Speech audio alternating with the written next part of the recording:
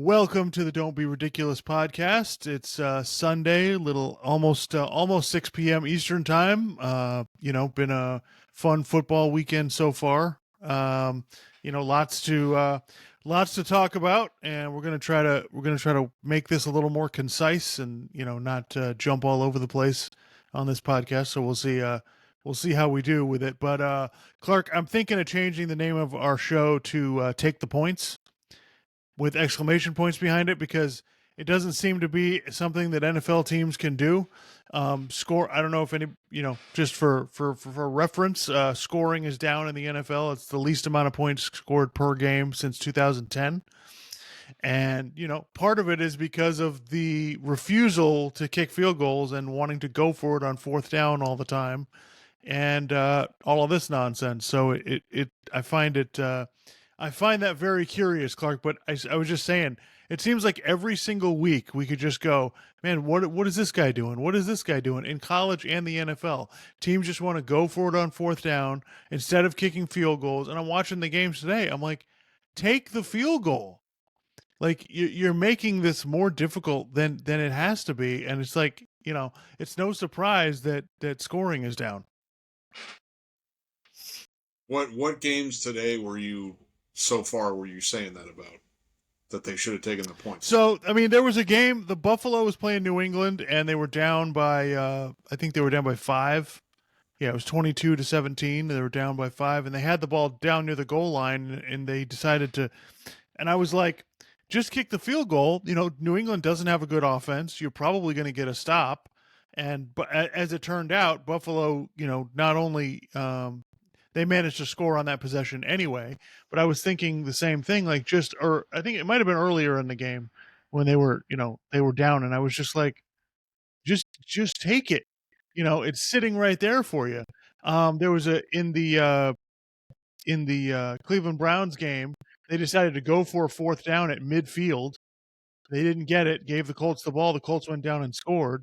Now, granted, I understand, the Colts lost the game anyway. Cleveland managed to win the game in the last second, but it just kind of blew my mind. There was a college game yesterday where Tennessee's playing Alabama, and they have Tennessee's got the ball. They're down 7. They're trying to get back into the game. They got the ball at midfield. 4th and 2, they go for it. They don't get it. Alabama goes down and scores and basically wins the game because of that. So it's just it's an epidemic, Clark, and it's absolutely out of control. Yeah. Maybe I'm becoming numb to it because I keep seeing it all the time. And we talked about this. I think we talked about this the last podcast. Uh, I understand the idea. Well, if you want to win, you got to score touchdowns. Yes, but you don't have to score touchdowns on every single possession to win the game. You could, if you score 4 touchdowns and kick 3 field goals, you may be in pretty good shape to win the game. So, and then of course you get into the whole thing about going for it on fourth down at midfield, going for it in your own territory instead of punting, or, could you go for it on fourth down to, basically ice the game instead of punting the ball to the other team so they have to go down, all the way down the field to get a field goal or a touchdown to try to take the lead or to try to tie or take the lead. So, yeah, maybe I'm becoming numb to it now because they're just doing it all the time. And it's just, I'm the most mind-boggling thing to me is that this isn't a bigger story. Every now and then people talk about this, like when Brandon Staley does something really stupid, which seems to happen every single week. But, even that, maybe people are becoming numb to it and they don't talk about it as much. But I'm still baffled. It's like, guys, how is this not a thing? You're just going, well, the analytics say, it's like last weekend when the Commanders were playing the Falcons, and the Falcons score a touchdown to make it 24-16, and they go for 2. And it's like, what are you doing? Like, I don't care what statistics tell you to go for it there. Like, what the hell are you doing? I mean, if you get it, fine. But if you don't get it, then it's like, well, we got to score and we got to get a 2-point conversion now. It's not like, well, it's the last play of the game. If we get a 2-point conversion here, we win the game. So I just, what the hell are we? It's literally, it's one of these things where people are literally, it's like they have a script about what they're supposed to do in these situations, and that's it. They don't apply any more thinking to it than that. It's just, well, this is what we do. And it's like, oh, it gives me a better chance to win. Yeah, maybe. But like, really, you're going to do all this because, well, it gives me a 7, 10, 15% better chance to win the game. It's like, okay, but you guys keep doing this stuff and losing the game. So does that factor into any of this at all? Is there any sense of like, hey, maybe in this situation, I'm not going to go for it? But, again, people just, they just sort of dismiss it. It's kind of like the same thing when you try to, if you're watching football with somebody and you try to explain to them why challenging that play was a stupid idea, right? And they'll say, well, you have another challenge. Yeah, but, you just got that one wrong. You have one more challenge for the rest of the game. You don't get a third one unless you get the first two right. So then it's like, you try to explain this to people, and they're just like, well, you still got another one. It's like, no, dude, you can't. The NFL games are really close. One little, a few mistakes, that's it. You lose the game. So it's, yeah, again, that's probably the most mind-boggling part to me, other than the fact that these coaches are just making boneheaded decisions week after week. Yeah, and I mean, we didn't get to, we haven't been on in a while, so we didn't get to talk about this. But the Oregon Washington game from last weekend, that was super Right. infuriating because Oregon just completely screws it up at the end of the half. They have the ball down near the goal line. There's 6 seconds left. They don't really have enough time to do anything else. They decide that's it. We're going to go for it. And if we don't, we don't care if we don't get it. And and the thing is with those, it was like the play calls where we're just going to do a sprint out with the quarterback. And it's like after it didn't work the first time, they kept trying it, and so they didn't score. But the thing is, Oregon basically, they had that game in their hand. And in games where the thing is, you have to take into account who you're playing, what the stakes are, right? In a game like that, where it's going to be back and forth and it's going to be close because you're playing a team that's at your level. You're playing another team that's really good. Oregon just basically gave away 6 points they could have easily had by going for it on fourth down at the end of the half in the third quarter. And then at the end of the game, they decided to go for the fourth down to win the game. I actually have less of a problem with going for it at the end of the game to try to win it, because if you got the fourth down, the game's over. I have less of a problem with that than I do the other two. So if you had kicked field goals on the other two and gone for it at the end, I would have been fine with it. But granted, you wouldn't have had to do that because you would have still had the lead. So I just think that the idea, and then the idea, like after the game, I'm hearing, everybody saying, well, I'm glad that Dan Lanning, that's Oregon's coach, he was consistent. I appreciate the consistency. It's like, it doesn't do any good to be consistent. Like, you should never do the same thing in every single situation. Like, that doesn't apply. That's not how life works. You don't go, well, anytime this happens, I'm going to do this. There are very few things that are universal. It depends on who's involved, what the circumstances are, what are the consequences, all of those things should play into it. So every fourth down decision isn't, oh, well, it's a number in a book and you just go by the numbers. They're all different. And I was reading this tweet from Mike Lombardi. He's like, analytics don't take into account who's on the field. The players on the field are much more important than any number that you can give. So I don't know how many teams. Now, Oregon lost that game, and listen, it's not the end of the world that Oregon lost that game, but it's just a game you had a perfect opportunity to win. And the season is going to come down to, not so much in college, but getting to the playoff or something like that. It's going to come down to another game like that. And you just kind of tossed one to the side that you could have easily had if you made a couple of different decisions. I don't think, and I agree with you, the criticism is not harsh enough. Nobody's saying, like, people aren't saying anything. Like, it's just, most of the people were like, well, yeah, I get it. I'm glad that he, and the ex-football players are always like, oh, he was aggressive. I'm glad he supported his team. And I'm just like, you lost. Like, I hate to be, I hate to be ridiculous about this, but you should be held accountable for those decisions. So I don't know what else I can say about it. These teams, we watch this every single week in the NFL. Teams lose games because they just refuse to take. They don't like 3 points. They hate it. They're allergic to it. So we'll see how it goes. But yeah, I see in the future like somebody absolutely ruining themselves and getting fired, or their team losing in the playoffs because of stupid nonsense like that. Right. And so with the Oregon thing, the only thing I'll add to what you're saying is, so let me get this straight. And Dan Lanning, the coach at Oregon, he has a history with this. They were playing Oregon State last year. He went for on fourth down 5 times and was 0 for 5.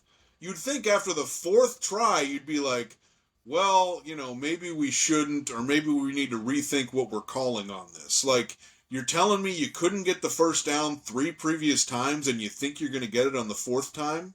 And also, they kept, like you said, in the game against Washington, they kept rolling out the quarterback. Well, you just eliminated half the field. What?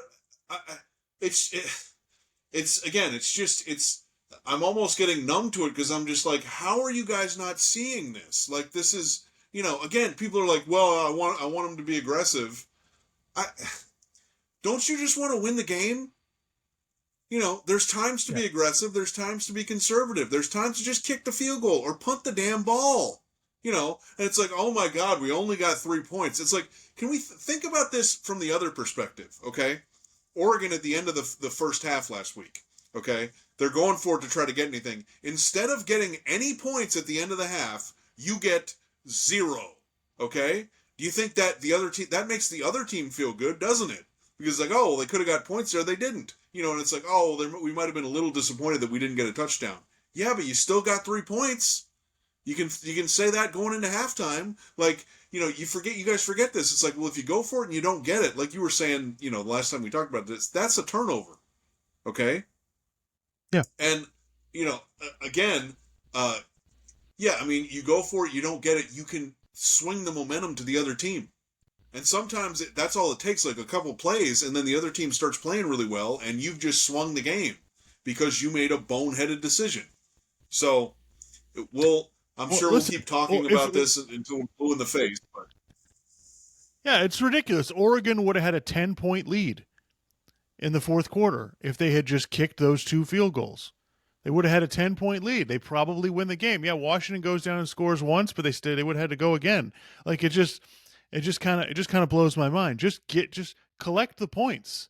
Like, it's not going to be like, and so I don't know what teams are afraid of. I don't know what the deal is, how it's become okay to lose games because of this, but yeah, we're going to be on this for a little while. Moving on to the games. So yeah, go ahead. Let me just one more thing. The other thing people need to consider is you have a limited number of possessions in a game. Okay.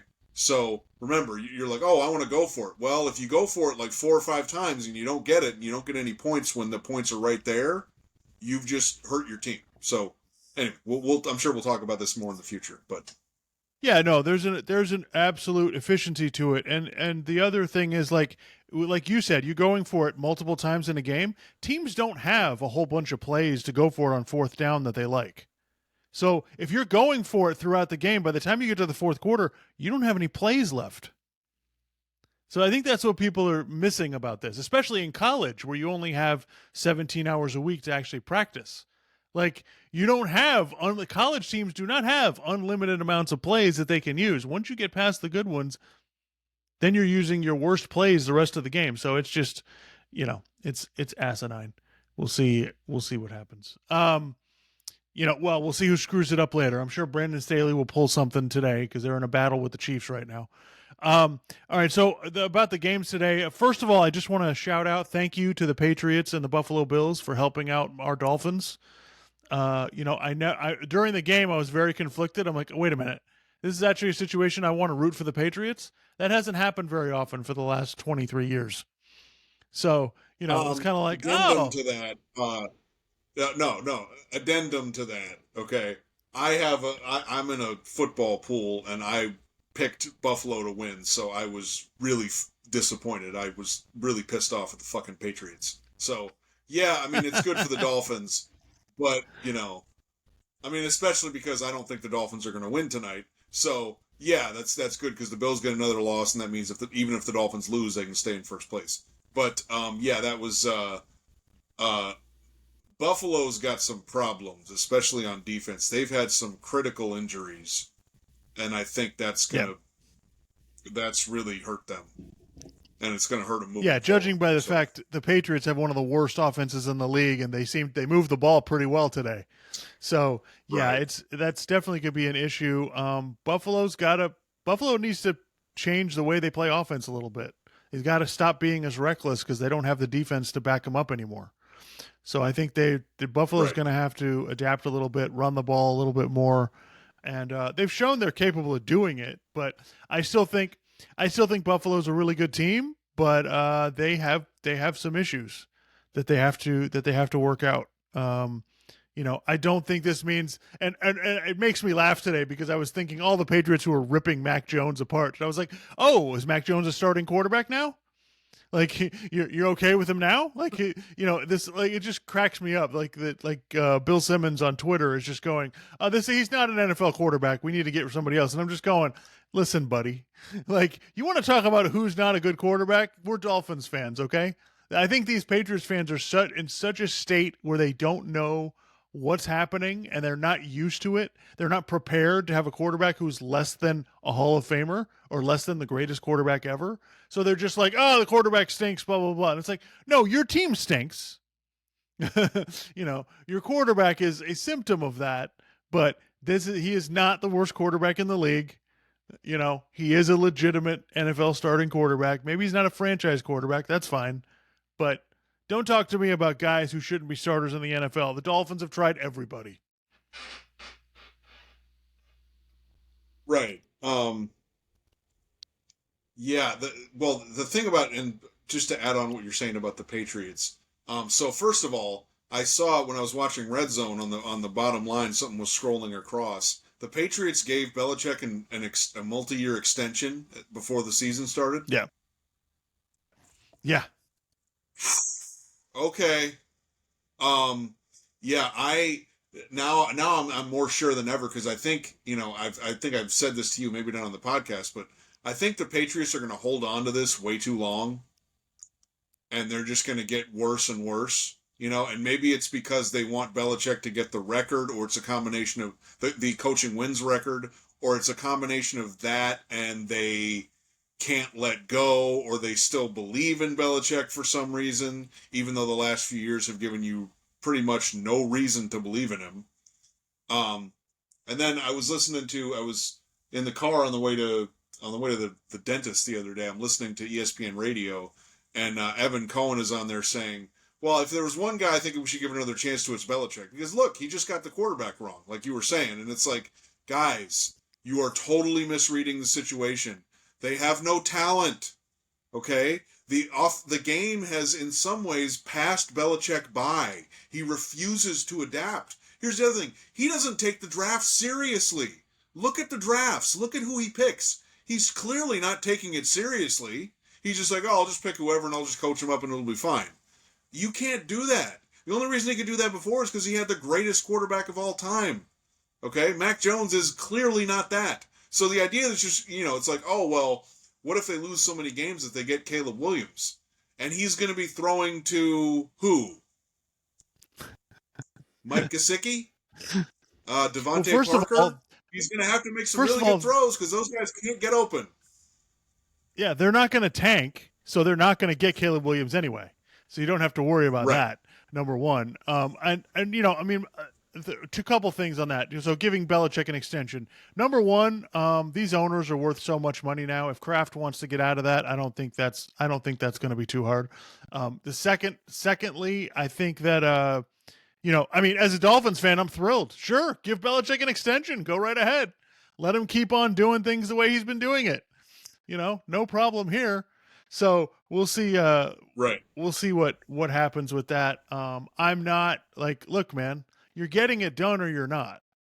And look, are the Patriots just comfortable with being But Robert Kraft came out and said he wants to make the playoffs this year. So, if you're comfortable with being an average team, no problem. But this idea that this team's going to be really good at some point is nonsense. Like I don't see it. There's no way through. Even if you get, let's say they get a better quarterback. Okay, I don't know that fixes anything. They have so many other issues, and they're getting worse. They weren't that good last year, and they're worse this year. So I Yeah. don't know. I don't know And what else to say about it. right. I mean, the other thing that I would add is that for people in the media talking about this stuff, I could understand giving Belichick the benefit of the doubt for the first, couple years after Brady left, because obviously he's accomplished a lot, and I'm not disputing that. He's obviously, he's either the greatest coach of all time or, top two or three or something, however you want to look at it. But, you know, at a certain point, you have to like actually look at the situation and go, does this person still deserve the benefit of the doubt? Haven't we seen enough to kind of go, wait a second, this guy doesn't, he's not doing the draft very well. They're not taking the draft seriously enough. They need a real GM, and they're signing Ezekiel Elliott. Like, why? You re-signed Devontae Parker. Why? Doesn't make any sense. They're not giving the quarterback a lot of talent. I mean, last year, God, people are glossing over this. He hired a defensive coordinator as the offensive coordinator last year. I mean, that's almost a fireable offense. What the fuck are you doing? So people like, I understand you want to give Belichick the benefit of the doubt, but at a certain point, I don't care that you had 20 years of success and you've won 300 games, okay? The way you're coaching right now is not good. So I hope that some people eventually kind of come off this and stop with this whole, well, we got to revere this guy. It's like, no, you don't. You can just be honest. It's like, he's had these problems even going back to when Brady was there, and now it's much worse. Yeah, yeah, I'd agree with that. But yeah, I can't help be happy about it as a Dolphins fan. You guys go ahead, Patriots, keep doing what you do because Belichick has a losing record without Brady. He wins 70% of his games with Brady and 40% without him. Yep. And that's not even Belichick's fault. You've got to have the talent if you're going to do anything, and that's how sports work. I get that. But, there's not enough talent on this team. Yeah, you managed to pull off that game today, but I don't think that is really who you are anyway. All right, so moving on from that, it looked like today that the Detroit Lions looked like they were flying high until they played the Ravens today. And then they just got absolutely destroyed. The game was over, in halfway through the second quarter. So, I think, I guess I would just say this, Clark. Do you think the Ravens are really good, or do you think the Lions just had a bad game, or do we think the Lions are a little bit overrated?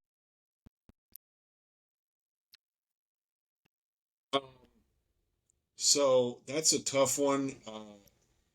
It's, I think, and honestly, we're probably good people to talk to about this because we're Miami Dolphins fans, right? And it's like, look, people don't tend to distinguish between, well, we have a good team or we have a fun team, and they don't distinguish between that and is this team an actual Super Bowl team, right? You know, um, the Lions were 5-1 going into today. They beat the Chiefs. It was a really close game. They beat them by 1 point. Um, and then beyond that, they lost to Seattle, and then they beat up on the Packers. And did they play the Vikings yet? No. Right. Okay. So no, they haven't played the Vikings. I think maybe they played the Bears. Maybe not. I don't know. Anyway, yeah, I don't. There's no real reason to look at them as a Super Bowl contender because you don't know. We haven't seen them be really good before. There's no. If I'm going to trust you, and by the way, like I've been critical of the Chiefs, but I don't know if you're telling me we're in the playoffs start tomorrow. What team do I trust? It's probably like the Chiefs and maybe the 49ers, maybe the Eagles, and that's kind of it. Like these other teams, they've all got some issues that they need to work out. And like with the Lions, we just haven't seen them be really good before. So I'm not going to like go all in on them. I don't know. And like, it's just, as I was watching some of that game today, it's just kind of like, well, I guess this is kind of what the Lions used to be, just kind of the Lions. You look at the Lions on your schedule and you go, that's a W. And yeah, the Ravens just beat the shit out of them. The Ravens, though, again, I'm not going to go nuts about this. I've seen the Ravens do that before. And then I see them lose to the Steelers. So, they've got it. We'll have to see if Lamar Jackson can stay healthy. Can the Ravens potentially be really good? Sure. I've seen them, win some big games at times and look really good. But, maybe some injuries happen. Maybe they just play poorly in some games. I don't know. I mean, look, it's a week-to-week league. I mean, the Bears won this week. Okay, the Bears have been terrible. And they actually look really good today. Which is just, who knows? I still think the Lions are a pretty good team. Good. Yeah, the Bears look good against the Raiders, both teams with their backup quarterbacks. Like go down. Like I was just thinking about this, Clark. Like going down the slate, there were 6 1:00 games today, and the slate of quarterbacks was pretty uninspiring. Desmond Ridder against Baker Mayfield, Brian Hoyer against somebody named Badgett for the Bears. I don't know who that is. Tyrod Taylor against Sam Howell. PJ Walker against Gardner Minshew. So, there was a lot of non-desirable quarterbacks today. But I think the Lions, fit on defense. They're still rebuilding on defense. They have 2 or 3 guys that are pretty good, but the rest of it it's like they were the first half of last season. They were absolutely terrible on defense. So they're still trying to get there. And you saw like Detroit's offensive line is good, but when they're playing against a good defense who can get after the quarterback, they have some problems. So I think Detroit, they have some issues that they have to work out, but the team, I like the team. I like the way their team is built. I think it's going to work long term. I think they're built for the long haul, not just to try to win some games now. I think their foundation's really solid, but they don't have the superstar level players that like the 49ers or the Eagles have. Right. The only other thing I'd add is that, the Ravens got a really good pass rush. It seemed like all game long. And if you get a good pass rush on any quarterback, I don't care who it is, the game gets really tough, and you can get your ass kicked. And yeah, the Lions just went to Baltimore and got their asses kicked. So it happens. Yeah. Okay. So, in talking about the Dolphins, I wanted to try something, Clark. I think we should do a little good cop, bad cop. So somebody, we're going to talk about the Dolphins. Somebody's going to give the positive outlook, and then somebody's going to give the negative outlook. So which side do you want to be on? All right, I'll take the positive side, I guess. All righty then. Okay. All right, let's hear it. Positive outlook on the Dolphins. Okay, well, they're 5-1. Tua is healthy. Tyreek Hill is maybe on pace to get 2,000 receiving yards. Their team's really fast. Jalen Ramsey is coming back, which should help their defense, which has been a problem, but they do have Vic Fangio as the defensive coordinator, so maybe they can get better. At times, they've been able to get pressure on the quarterback. They got beat by Buffalo by 28 points, so that's obviously not good. But they have some games here where they can prove themselves as an elite team. If they can beat the Eagles and the Chiefs, they get the Bills again. Who else? They get to play the Cowboys. So if they can have a good showing and win some of those games, then you can kind of answer some questions. So, and Tua is having, to this point, I guess people could say an MVP caliber season. I don't see it that way, but I can see how people would say that. And okay, I would say Tyreek Hill's probably the MVP, but still. Well, forget anyway, forget the MVP part. Here, so forget the MVP part, Clark. He's having one of the best quarterback seasons ever. That's a fact. Okay. It's not a fabrication. That's a fact, Clark. He's got the most yards ever through however many games. The Dolphins' offense is leading the league in pass yards and running yards. Okay. That's good. Yeah, Yeah, so I I mean, would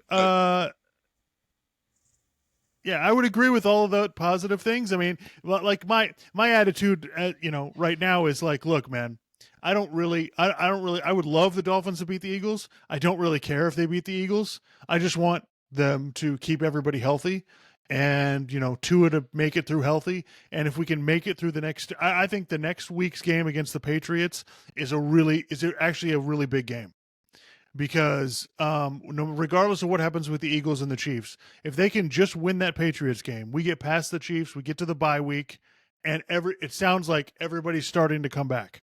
We could by then we should have Jalen Ramsey back. We're getting Jeff Wilson back today.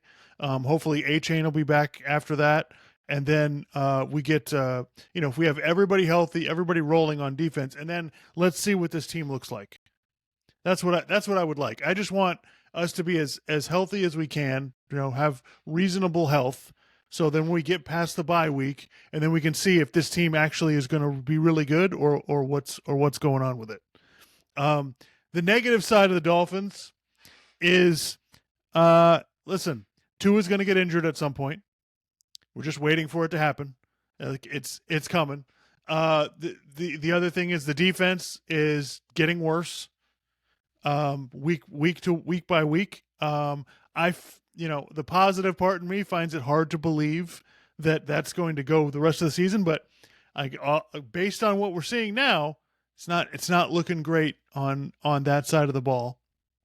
The other thing is the Dolphins still haven't beaten a really good team yet.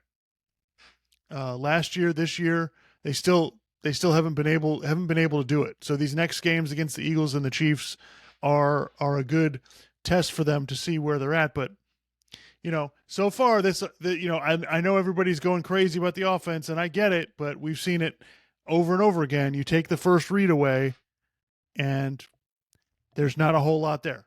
And I hate to, and plus not to mention the offensive line issues. When Tua gets rid of the ball in 2.5 seconds or less, he might be the greatest quarterback of all time. When it gets to 3.5 seconds, he's average, and anything beyond that, he's pretty bad. So, the negative part of this would be, as a Dolphins fan, would be, look, we've got this year and next year, and then once they pay the quarterback, we're probably stuck in the middle, which is where we've mostly been for the last 20 years. Yeah, and by the way, I think people need to understand this. The Dolphins have some leverage with Tua in terms of a new contract because of the injuries, but it's not as much as you would think. And look, with quarterbacks, if you want to sign somebody to a long-term deal, you pay the going rate. Okay? That's what it is. So if it's $45 million that's per year, that's what it is. Okay? Now you can obviously figure out how much of it is guaranteed, right? And like I said, the team has leverage with that because of the injuries. But it's not as much as you would think. And so when people are like, oh, I would re-sign him, but I don't want to re-sign him for that much. Not on the table. That's not an option. If you're going to re-sign him to a long-term deal, you got to pay the going rate. I'm not saying you got to pay $60 million a year or something. Like, no, but you're going to have to pay, 45, 40. Go ahead. Even if he takes a little bit less, it's still going to be a whole lot. It's still going to be enough money to strap your team. Like, you're still going to be, okay, he's not making Justin Herbert, Joe Burrow money. Well, it doesn't really matter. It's close enough. Now granted, the way the salary cap is, if the salary cap's going to continue to go up 20 million a year, it's less of a nightmare, a few years down the road than it used to be. I just don't know, about keeping the roster together. And there's a lot of players with questions. Xavier Howard is just not a good corner anymore. He just doesn't have it anymore. We really don't have an elite pass rusher. We gave up a first-round pick to get Bradley Chubb. Jalen Phillips looks like he could be good. He's really talented, but he hasn't really taken the next step yet. So, we've got a lot of players with some question marks. And so, and the other thing is, I know. Go ahead. I know the general manager has made a few. We've got a handful of guys that he drafted that are pretty good, but that's over 7 years. As for the record, Chris Greer is not very good at drafting players. Like he hasn't done a very good job with it, and all he's doing now is just trading every draft pick we have for another guy to try to push the team over the top. Right.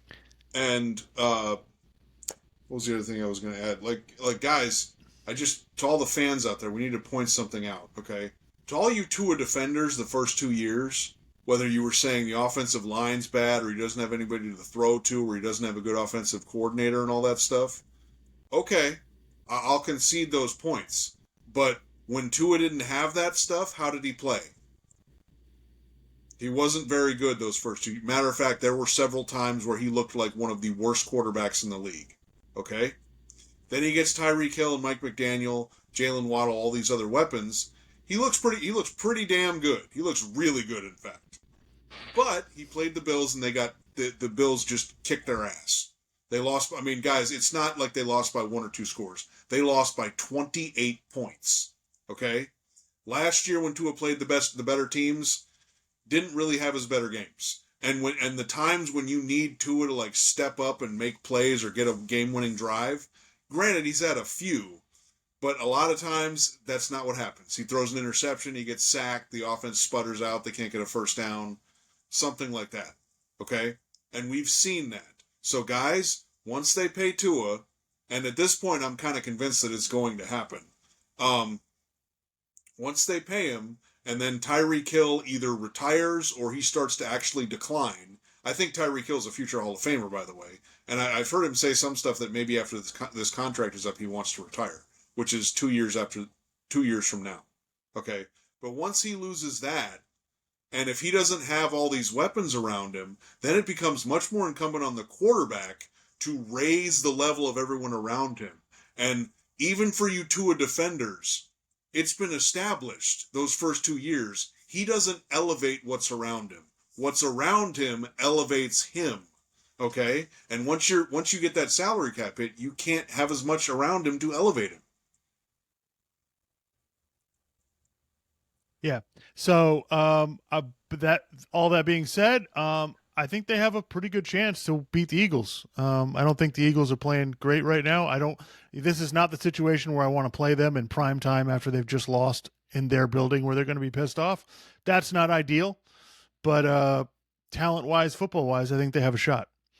All right, so I wanted to talk a few college football things before we get out of here. So I watched unfortunately, I watched the Penn State-Ohio State game yesterday. Let me tell you something. I don't know why you didn't. I know everyone's going to... I know. Good Lord. Well, I kept changing it to the Central Florida-Oklahoma game because that game was actually good and kind of exciting. But, I mean, and then I'm hearing, just everything after the game. It's just we're going to give credit to these teams. Oh, man, the defense. Wow, the defense was really amazing. I mean... Come on, guys. That wasn't great defense. That was shitty offense, okay? Penn State couldn't get a first down. They didn't trust their quarterback to throw the ball 5 feet, okay? Every drive was, we're going to run on first down, run on second down, we'll get to third and long, and then we'll ask our quarterback who's in his first year starting to figure it out. And it's like, yeah, do Ohio State and Penn State have talented players on defense? Yes, they do. Absolutely. And no disagreement there.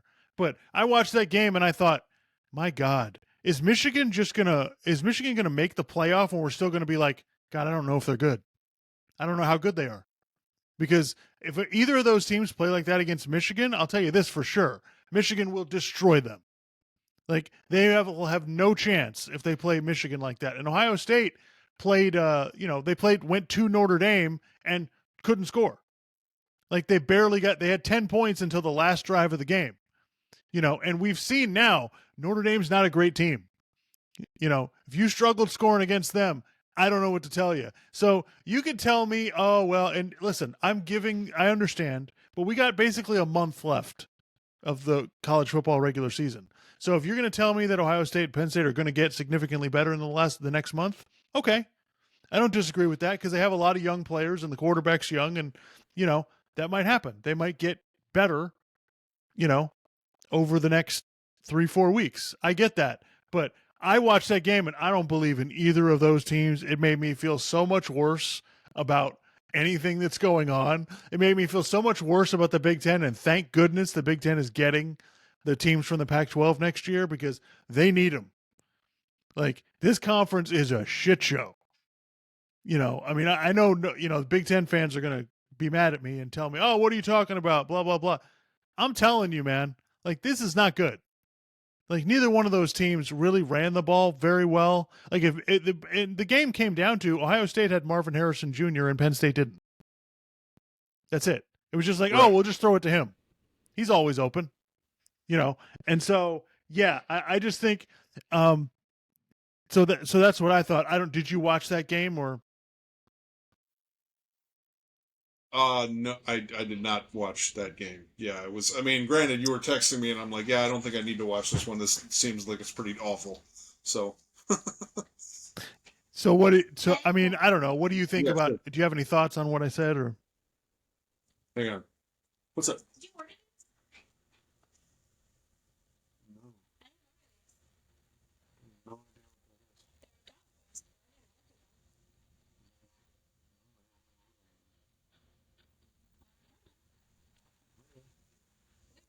Yeah, it's weird. I don't know. But it says large breed.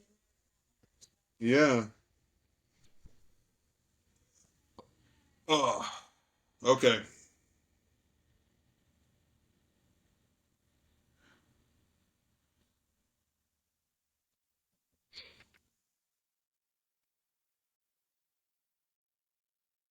Still there? Yeah. So what did you have any thoughts on what I said or?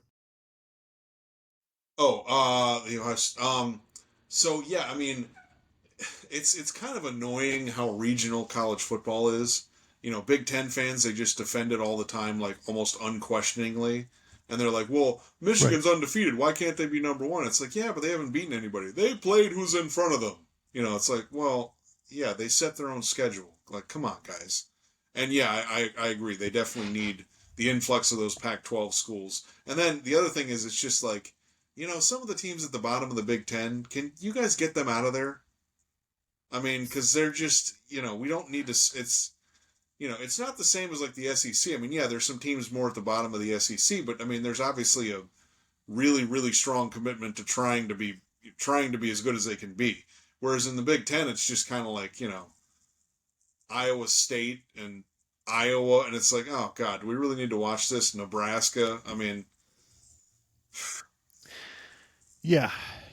I don't know. I don't know. I think it's tougher to get players to those schools. I think that's part of it. I think there's probably a lot of reasons why it is the way it is. But I mean, just for an example, Iowa played Minnesota yesterday. Okay, the over under on the game was 30.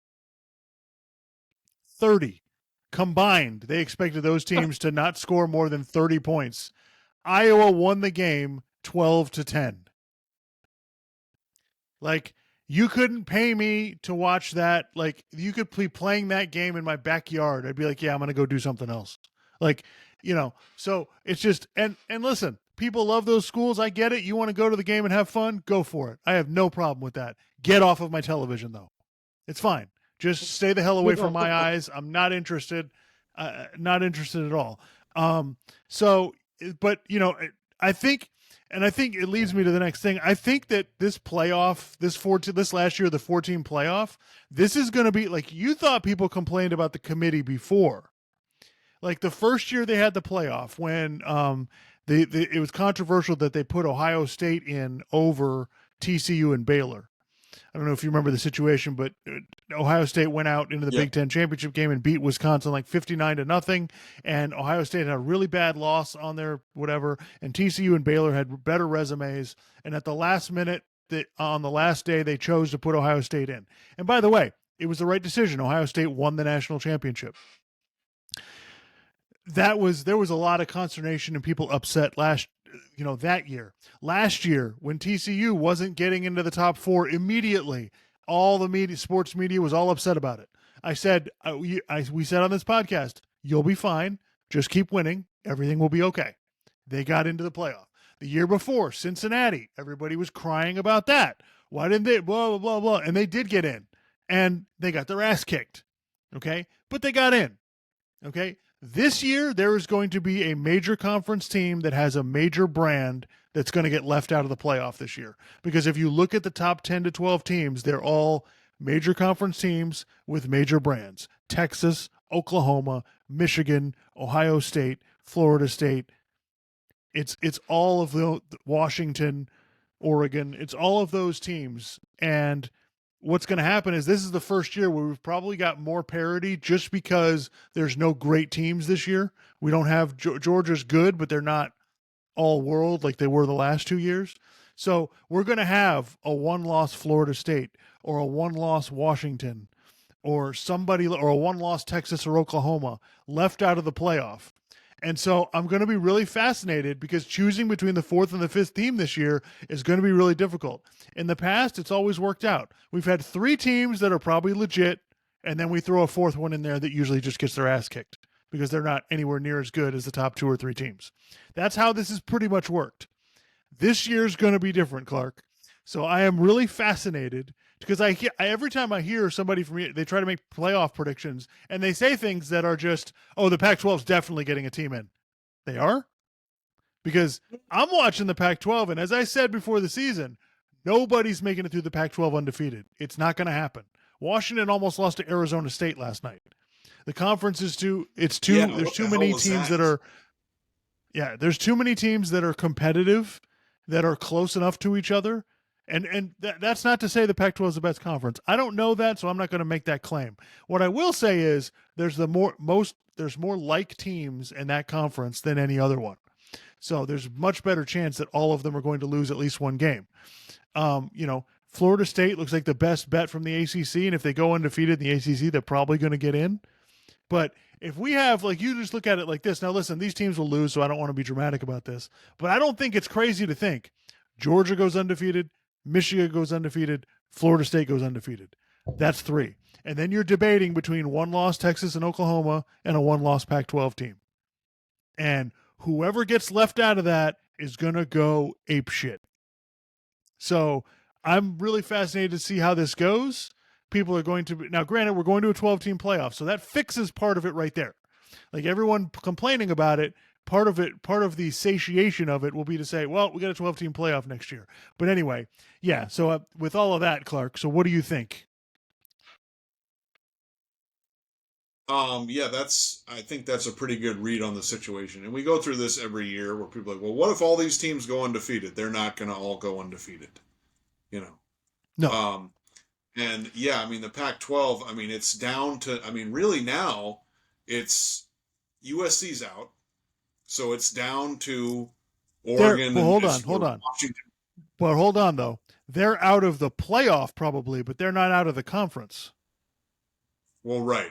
So a team like USC could ruin the whole thing by winning the Pac-12. I don't think they will because I just don't think they're good enough.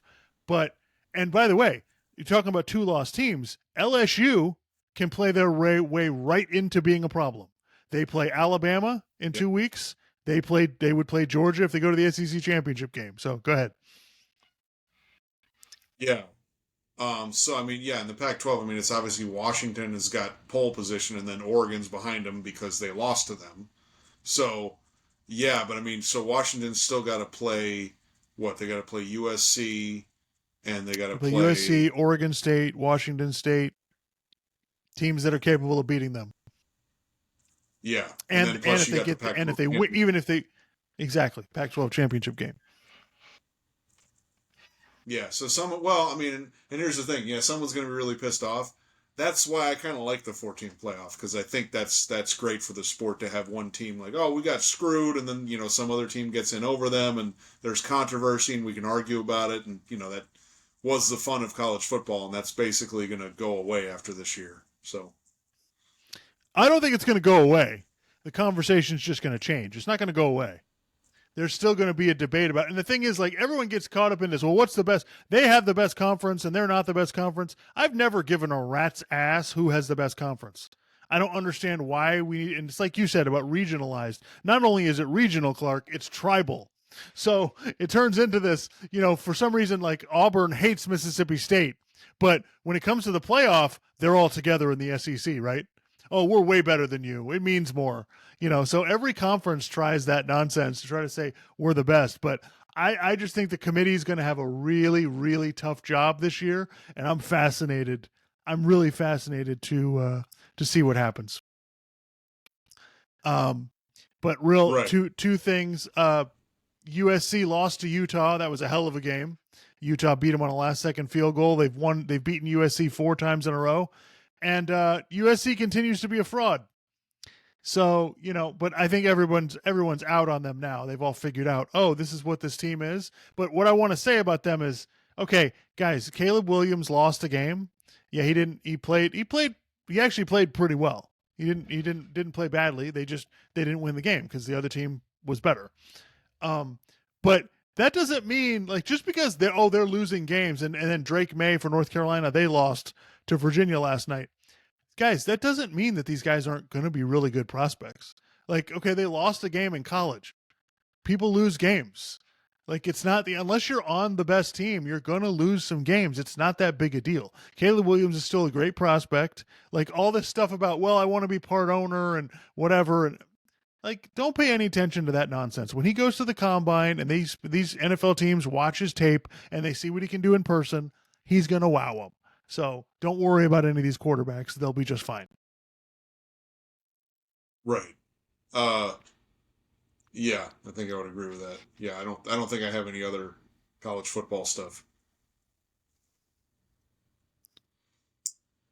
Did you want to talk a little baseball before we wrap things up? Yes. Just quick. So yeah, absolutely. Houston Astros are up 3-2 on the Rangers. That was one of the best baseball games I've ever seen. That was flat out awesome.